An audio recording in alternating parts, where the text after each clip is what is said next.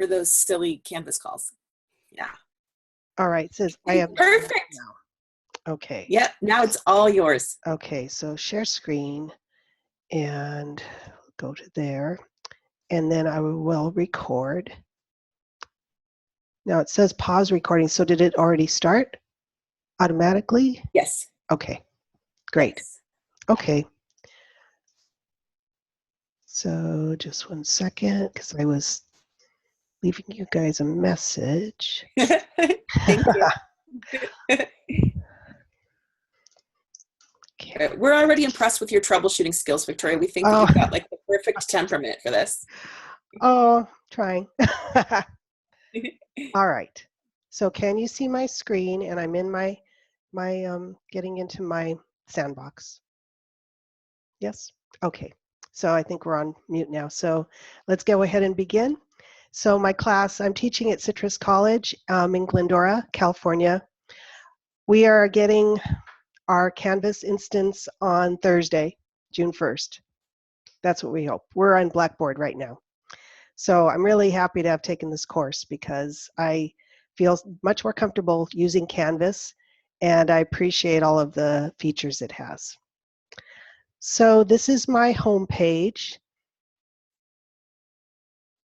and it takes you to basically a welcome page that gives you a bird's eye view of my course, when it begins and ends, who I am, and a little bit on communication. I'm going to touch on this again in my orientation module. Office hours and what kind of software my students need. They need to be in Canvas, as well as I teach math, so I use MyMathLab as an online homework system. We have a requirement that we have to have our tests, our exams taken on campus. We're not allowed to give our exams online. So students have to come to campus, or they have to find a proctored testing center somewhere else, and that works pretty well. So from here, students will page down and then see it's time to get started with the orientation. They're giving me a one-time offer to extend the meeting. Okay, I think I'll take it. Oh, no time limitation. Yippee. Okay, so we're good. So Unit 0 orientation. All right, so here we are. I have my orientation module here, and I'll go through each page on it. I also created one content module, which I actually went down to Unit 4, and I'll explain why when I get there, why I didn't go just into Unit 1. I also will review a little bit of my portfolio if you'd like to see that. So let's page back up to our first page in the orientation. So I have an introduction page. Okay. I've made this brand for my class. It's I made it in Canva, and it's Math 140 Pre-Statistics at Citrus College. Math 140 is a new class, by the way. We just started offering it a year ago, and in the fall will be the first time I teach it online. I modified the course through our curriculum to have it be an online course. The reason why I did this is because we currently offer statistics online. I'm teaching it one section of it online right now, and I felt it was important for students to have a pathway that they could take completely online, to go from algebra, maybe pre-algebra, to pre-stats, and then stats. And they could then have a year or even less of these courses it would take them to get through their math sequence. That's a troublesome issue in community colleges right now, all of these pathways that we're trying to build because students have had such a long path to get to completion. My Unit 0 orientation has the objectives for the orientation, assignments, and pages, and there are 4 of them. I also am going to just outline, give them an overview of what I'm going to have them do in this orientation unit. I also created something at the bottom I am using a little Flickr image to remind them to use the next buttons on the bottom right. And I'm doing this here in the orientation module because in my content module, I'm using SoftChalk. And I'm trying to get them used to, okay, when they finish the SoftChalk lesson, they need to go down to the bottom right to click on next.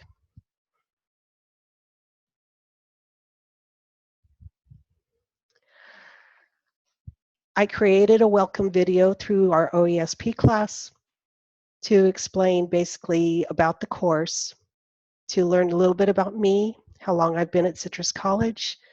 I had a career before. I was a community college instructor. I was a computer programmer for about 20 years. So I tell them about that.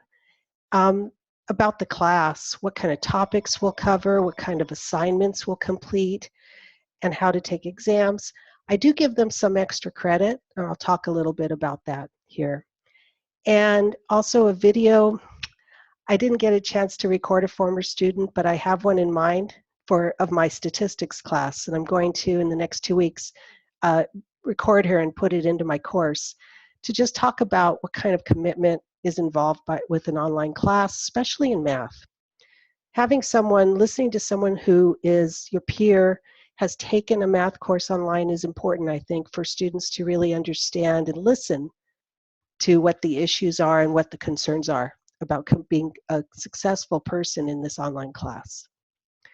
What I did for now was I found a video on YouTube that has some really good tips for success in online classes, and I left that right here. I embedded it here. My next page in the orientation is the OEI orientation tutorials that we covered in our OESP course. I think they're great. I'm having them for now do the first 4, and I did tell them to feel free to peruse the remaining tutorials because they might benefit from them. They're really good. I may plan to add some extras here as time goes on.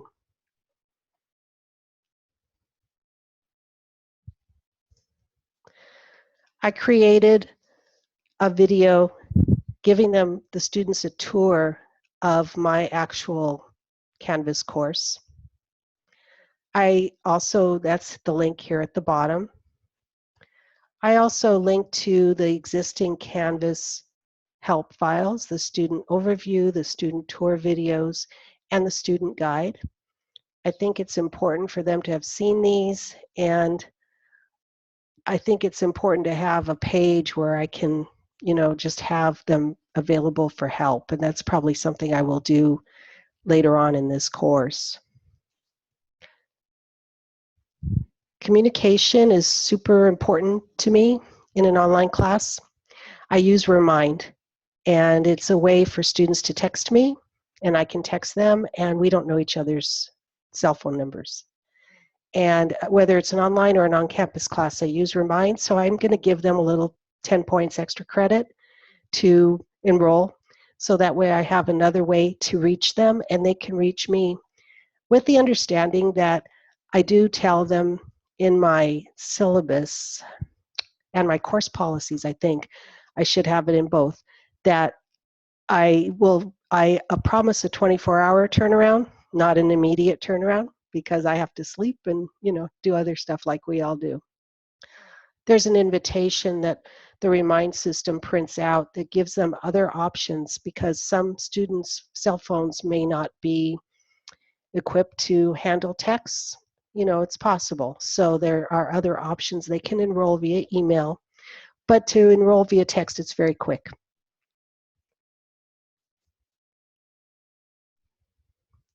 The next page, I'm asking them to send me an email in the orientation, either an email to my email address or through the Canvas inbox. I'm kind of interested to see if I eventually will just use the Canvas inbox, because it's sending me an email anyway. I found that I'm going to leave it like this, maybe for the first semester, and I may then change it. And I want to know their name, of course, have they taken an online class before, and what concerns do they have? Because then I would like to address them directly and make that connection from my students to myself.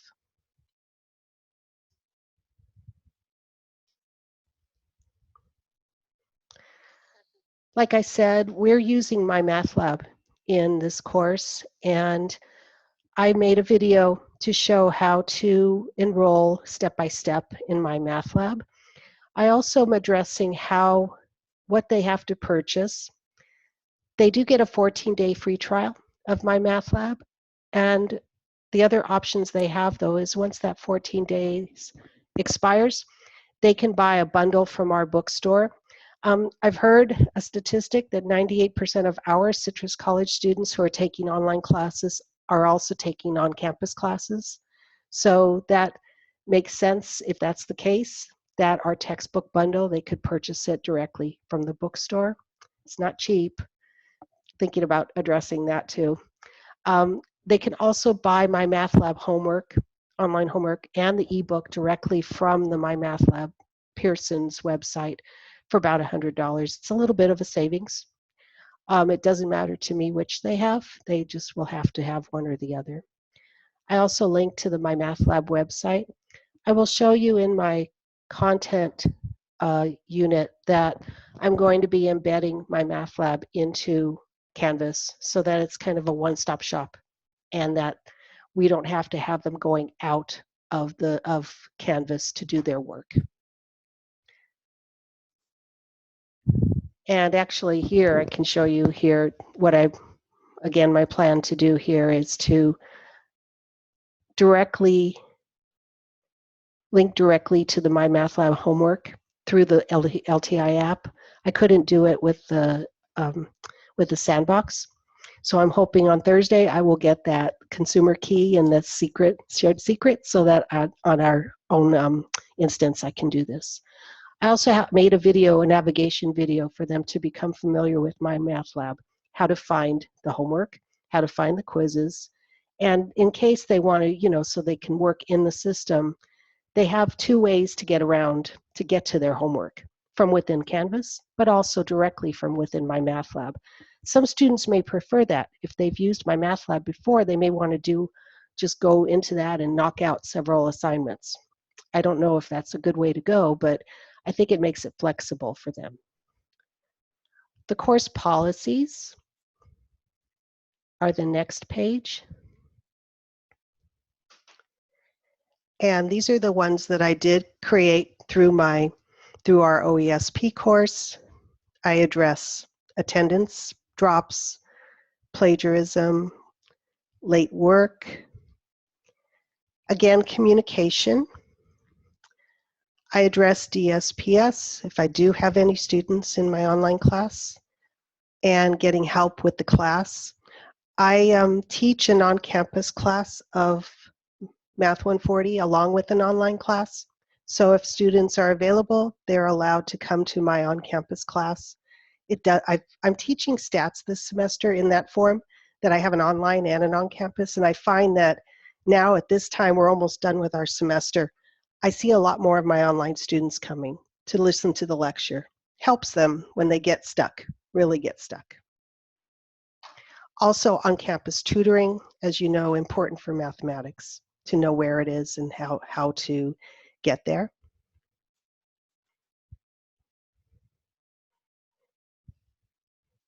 The next page is my actual syllabus. I've made a quiz also to go with the syllabus. Here's the link for my syllabus. And there's a 10-point quiz. Hopefully it will make them, read the syllabus and get some of these answers. Clicking on next will take you to the first discussion, which is the icebreaker discussion. I'm going to ask them to think of a personal slogan to describe themselves and to share the slogan with the class. They can explain in a couple of sentences why they chose this slogan, and also possibly include an image if they would like. Something here I might want to do is maybe link to a Canvas help on including an image. Students may not know how to do that, so I will add that here. And it's basically just like a fun little thing just to get to know each other. Like it says, Icebreaker.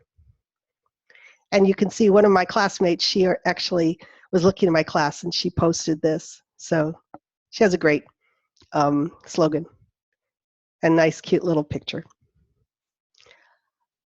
This is the end of my orientation unit, and I congratulate them. I also list again, what did they just complete? So they accomplished a lot. And then in my normal class, I would move on to the first unit, but actually the next is going to take us to Unit 4 because I have the units have a prerequisite, and I didn't complete Unit 0. So Unit 4, I chose this one.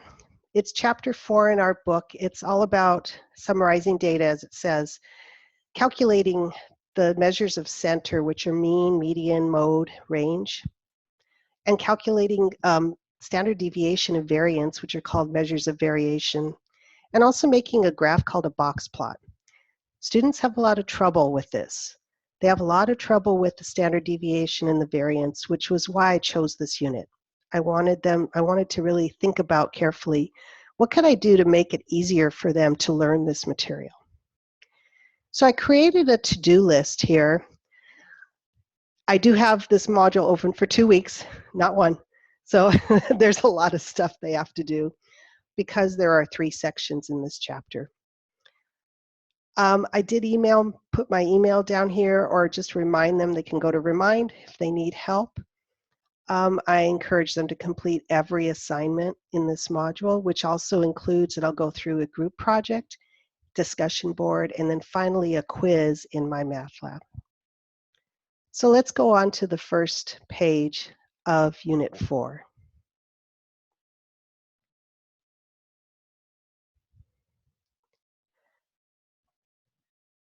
So what I did in each section, I basically have 3 things. I have a lesson, which I'll go over with you right now. I have a homework assignment. Oh no, I have a practice where there'll actually be a guided practice. I give them a worksheet, and I made a video of me completing the worksheet, so they'll do it with me. I'm going to have them upload their work because I leave some things out. And then I'm hoping to figure out how to use like a mastery path or some sort of conditional opening so that I can make the answer key open up after they've uploaded their file. That's my intent. So that's the second thing. And then the third thing would be their homework in MyMathLab. So this is the first part. This is the lesson, and I created it in SoftChalk. So if they go to page 1, here's the objectives that I listed in my course plan, and also the objectives from our textbook for this first section, measures of center. As they page through the SoftChalk lesson, it will start with introduction and definitions, basically talking about the 3 measures of center, and I created tooltips for these 3 to define them.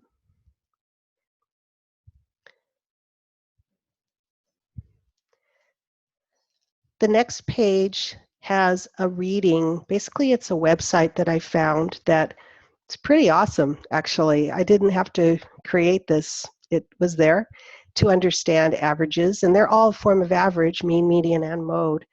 I made a little quiz here that will be a graded quiz that I hope will be able to be graded through the Score Center and come back to Canvas.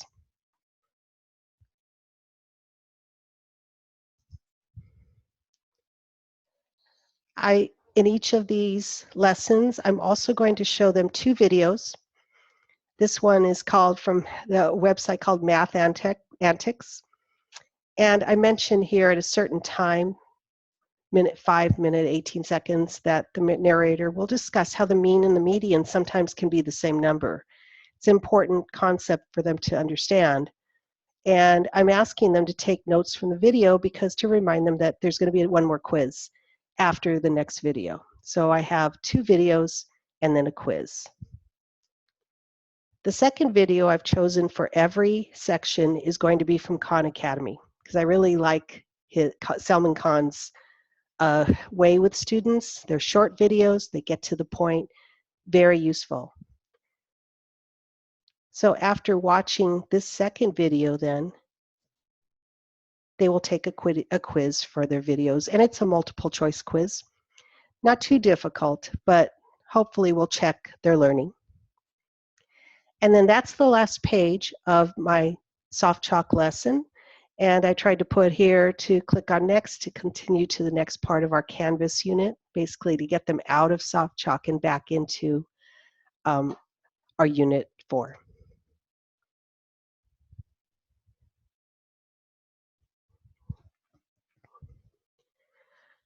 This is the second part of the 3 parts that each section will have. First was the lesson we saw in soft chalk. Now this is the practice. I'm going to be asking them to download and print a practice sheet, and let me open that for you. It's a worksheet. It's the same PDF worksheet that I use in my on-campus class. And we'll be just calculating stuff. And in this case, the measures of center, mean, median, and mode. So they'll download it and they'll actually write it out and they'll practice while I'm talking about it in the video. And then I ask them to scan in or take a photo of their completed practice sheet and upload it. And like I said, I'm planning to investigate using mastery paths so that I can give them the answers after they've uploaded the assignment. So the answers look like, darn it, wrong one. Oh, I did not, okay. I have to put the right file here. I see I missed the one with answers. I just wrote it out in Explain Everywhere. Yeah, that's what I used to make the video, and I just downloaded that PDF after I had written all over it. I created a rubric for every time they have to do some work in Canvas, whether it's a worksheet or, as you'll see in a little bit, the group project. Also the discussion boards, all of them have a rubric as well.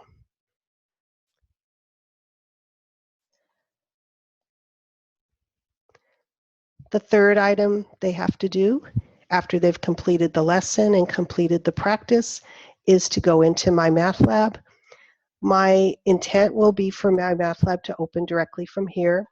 I'm going to skip over to something because I would like you to see I did use something called Openmath. It's not the same thing, but I'm planning to use it for a different course. And that one, I was able to get the LTI to work.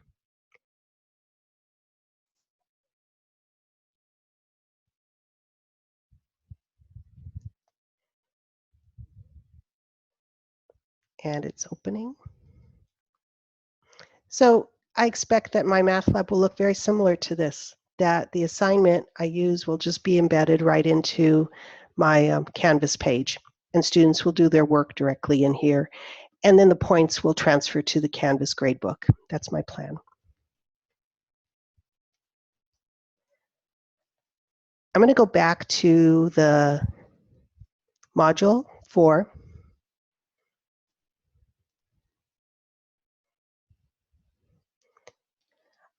I skipped out of where I was just to show you because I only had that in the section 4.2 and I was in the homework for 4.1. I'm going to go kind of quickly through 4.2 and 4.3. They look very similar to what I did for section 4.1. So once again, oh, it's asking for authentication. Okay. I think I'm going to skip this because I don't really remember how to log in. Let's see. Oh my goodness.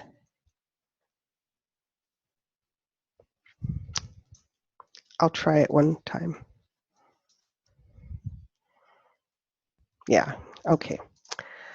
So it's strange. I don't know why that's happening. I've never seen that before.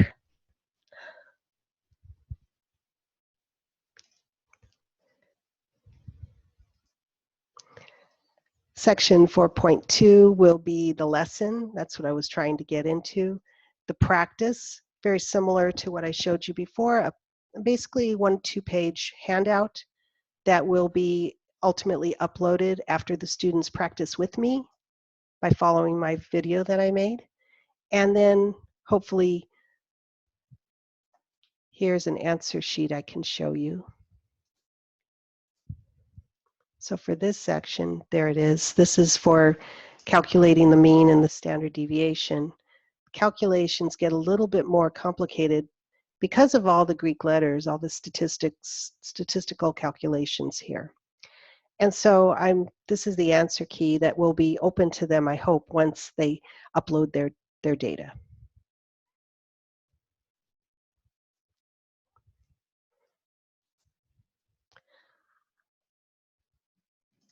Let me click on next. So you saw this page. This was the one where my Openmath will open to simulate the homework in MyMathLab.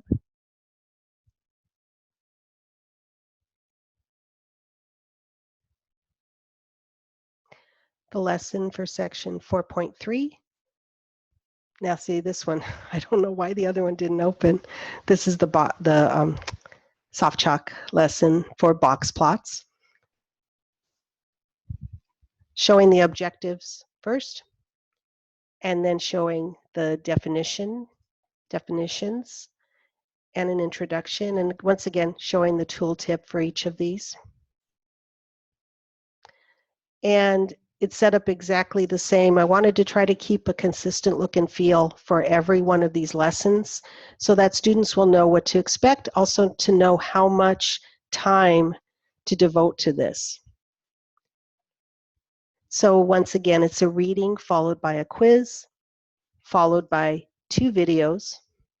This one's from a place called Braining Camp, and it's all about making these graphs called Boxplots. Second video, Khan Academy again, and then followed by a video quiz, a quiz for both videos. Multiple choice once again.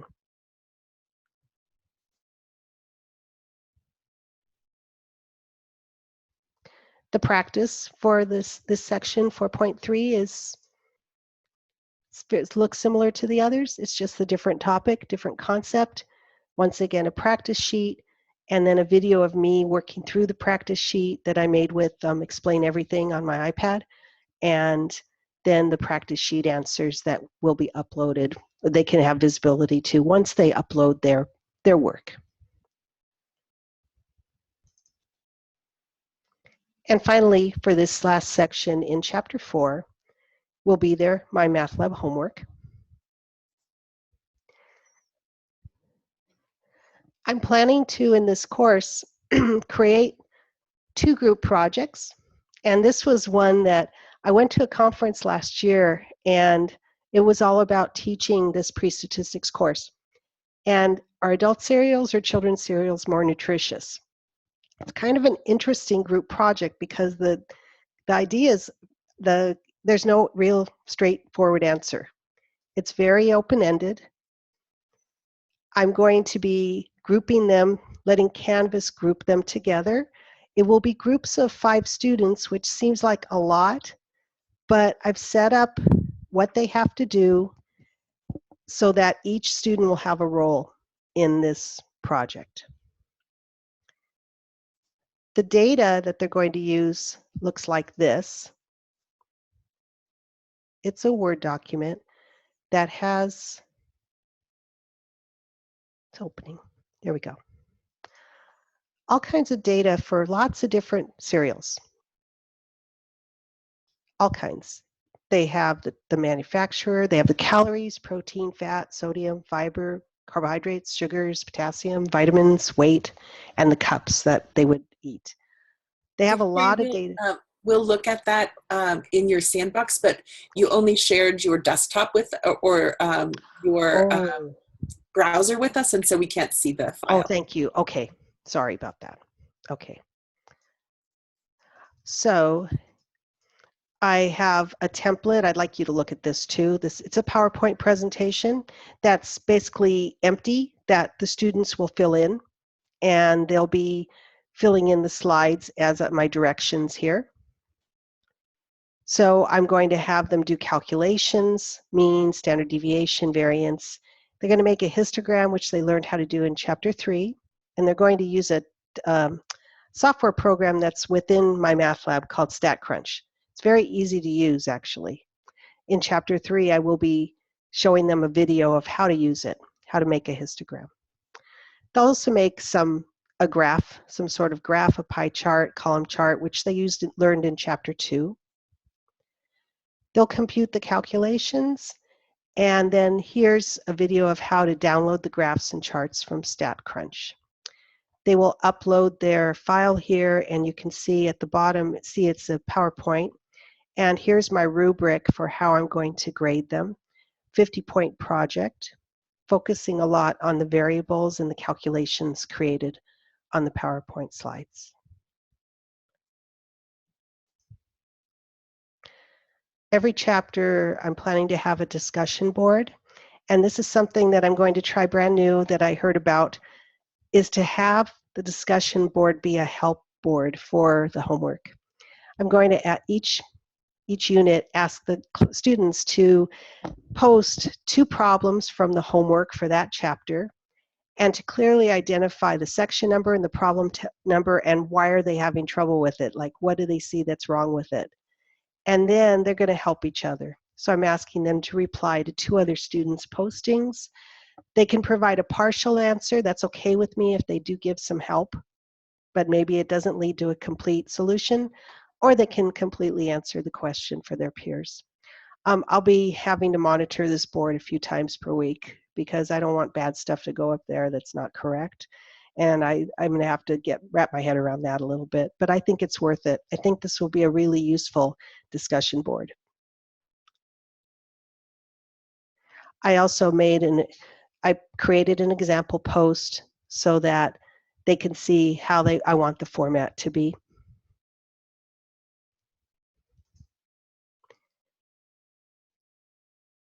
They'll take a quiz in MyMathLab. They get 2 tries, and the higher score is recorded in MyMathLab and hopefully sent to the Canvas gradebook.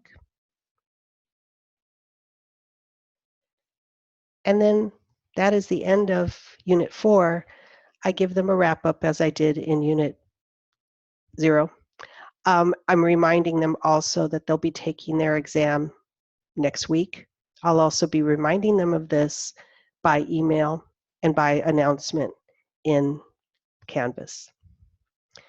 The next will take them to Module 5. I'm going to get out of this and go to modules. I'm not sure if you need me to go through every standard that I created here and added to. No? We'll run out of time if you take us through everyone, but we sure would like you to hit the high notes, the ones that you like the best or that you found the most interesting. Will do. Okay. So this is my introduction to my portfolio. And let me I think I'm going to go to, let me just page through a little bit. Yeah, this is a good one, Standard 1. So current effective practices, because I felt that there were a lot of things I can do to really support their success. And unfortunately, there's a lot of things I can do that can really hinder their success, and I don't want to do those things. I feel that I have several artifacts that will illustrate how I've set up this course to make it really user-friendly and also have some repetition in the content in terms of the syllabus, in terms of announcements in my orientation, so that students will not miss important ideas that I need them to know about, like grading and like how to contact me, communication, things like that.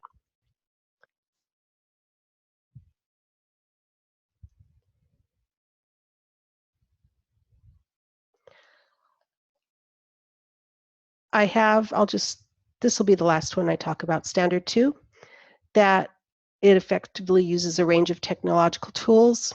Just by the way our class is set up, we're using MyMathLab. We are going to be using Canvas, And as you saw a few minutes ago, I talked about using something called StatCrunch. So they're going to learn how to use several types of tools in this class.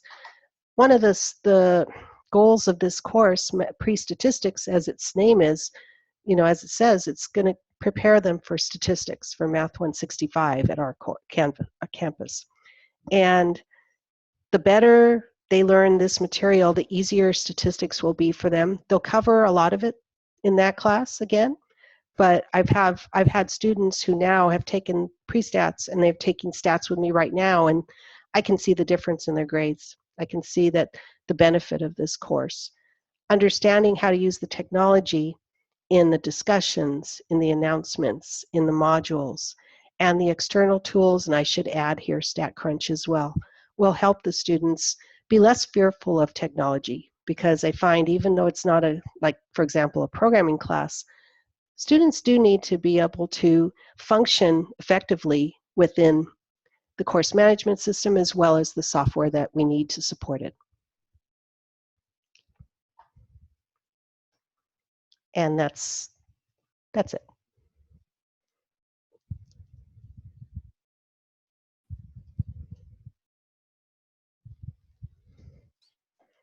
Aloha, do you want to start with questions or would you like me to start?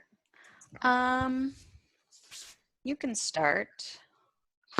Okay, so the big one first, Victoria, if you could just talk briefly about accessibility with math, accessibility in your course. Yes. So MyMathLab they claim they're accessible. And I say claim because I've had students who have told me that their JAWS screen reader will have some trouble reading the actual problems. It uses this software called MathXL to actually create the problems. Let me give you a quick, oh no, you won't be able to see it. Never mind. I feel like for now I can't do anything about that. That's kind of a cop-out though, and that's why I'm exploring some other types of software to use for homework. That's why I showed you my Openmath, because that is accessible. My documents are all accessible. I'm trying to make them accessible using my Word, the Word accessibility checker. Took me a little while, aloha, to get that, but I got it. I want students, I'm currently teaching a blind student, so I have a lot of experience with him working in Blackboard right now with MyMathLab, and overall it hasn't been too bad for him, but he has said there's been a few hiccups, and that's not fair, Terrific. I am also really interested to know how @ONE and OEI can continue to support you after this course. So can you talk a little bit about what you think as you're moving into migrating your course, what we can do to help continue the support? Okay. Like things I'd like to learn more about? Mm-hmm. Okay. I feel I haven't programmed HTML in a long time. I feel like I would love to have some knowledge of HTML, like tricks and tools for Canvas. I'm going to go to the online conference, the one in Anaheim in June. I'm really thrilled about that, and I'm hoping to get some ideas there too. Let's see, what else? I'm not sure how the grade book's going to go for me. That's one thing I'm a little worried about because I haven't really had much experience with it. My perspective is Blackboard centric right now. So I'm always looking at how am I going to do this in Canvas? And that's the one big question mark I still have in my head, and probably won't be resolved until I really start teaching a class in Canvas. I think those are the main ones. You're going to start teaching in fall, right? Actually, they're telling us that we can use the Canvas shell in summer and with my on-campus classes. So I might do it. Yeah, so if it's your on-campus class, yeah, why not? Right, exactly. If something goes wrong, you see them the next day. Right. We can show you how SoftChalk integrates with the gradebook at OTC. That'd be fabulous. So, yeah, we're happy to do that. Okay. And so stop by the @ONE booth. I will.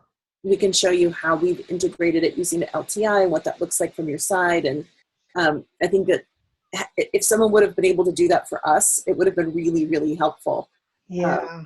So, yeah. Well, happy thank to. you. Appreciate that. Victoria, I have a couple questions as well. So you're teaching an online math class, which is, you know, a unique discipline to be teaching. And so you addressed this a little bit, but I'm just wondering what you perceive, knowing your students, since you do teach on the ground as well, what do you imagine will be the greatest barrier to success for them as a math student in your online course? I think when the class starts to get hard, which is about chapter 4, that's when they start to fall apart, especially when they're in an online course. They don't tend to reach out for help. They don't tend to get tutoring. And that's one thing I need to do, probably explicitly say in my course, by emails, just remind them every couple of weeks. Tutoring centers open these times, go see them. I've also been talking to them about allowing me to have SI for my on-campus class, so my online students could go to that too. And SI, supplemental instruction. So I'm hoping we can do that because I think it would be helpful. I feel that the more I can get them connected in this class, the better they'll be, especially because it's math. Because it's so easy for them. They're working on their class at home and someone comes by in their family even and says, oh, no, don't worry about that. You'll take it. Why don't you take it next semester? Seriously, they're not encouraged a lot, our community college students, to really progress and be persistent. And I need to do a lot of that in my course and make that connection directly so that if I see them not turning in assignments, that's when I hit them right away with an email. How's it going? Just reconnect and hopefully get a reply back. Oh, I've had this stuff going on, or I'm really not understanding this.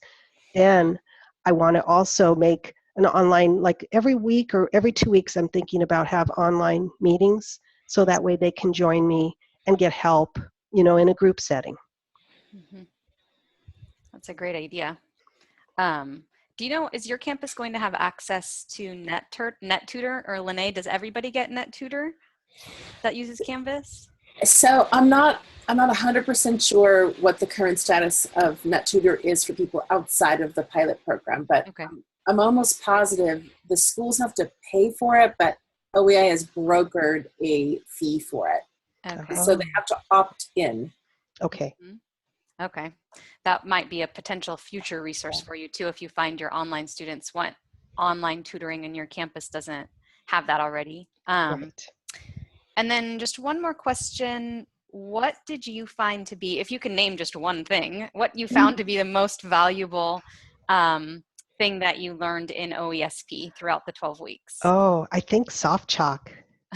I just fell in love with that. I think it's something I'm not doing right now in my Blackboard class, is actually giving them a lesson. I'm just saying go to my stat lab or my stats class in Blackboard and do the work. I think by giving them this lesson, giving them the opportunity to practice, I think that's going to help them get the homework done faster and get it done correctly and not be so frustrated with it. Mm-hmm. Yeah. So is Citrus paying for your soft chalk? Yes.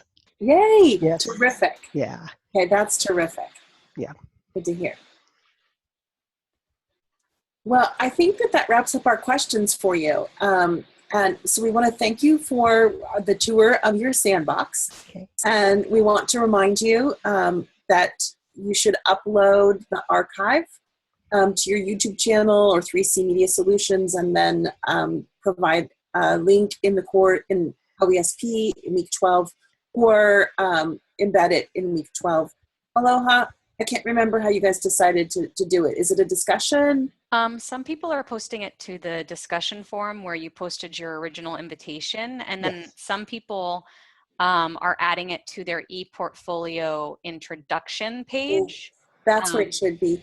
Oh, is that where it should be? Okay. Yes, that's a great idea. Yeah, Okay. I Will think do. that's a great idea. Okay. Great. Yeah, and Victoria, have you ever, after you stop the recording on this video, have you done that before? Do you know there's like a process where it'll start downloading the file? And just a tip, if you can, just let that run all the way through Okay. to fully download the file to your computer before you turn anything off. Okay. Good Just to wait. know. I'm really impatient, so the first time I did it, I was like, I can't wait for this. And then it was a disaster later on, so Okay. just wait, yeah. Yeah, just let it down. Wise words. Yeah. So you can stop your recording Okay. Let's see. and you can stop sharing.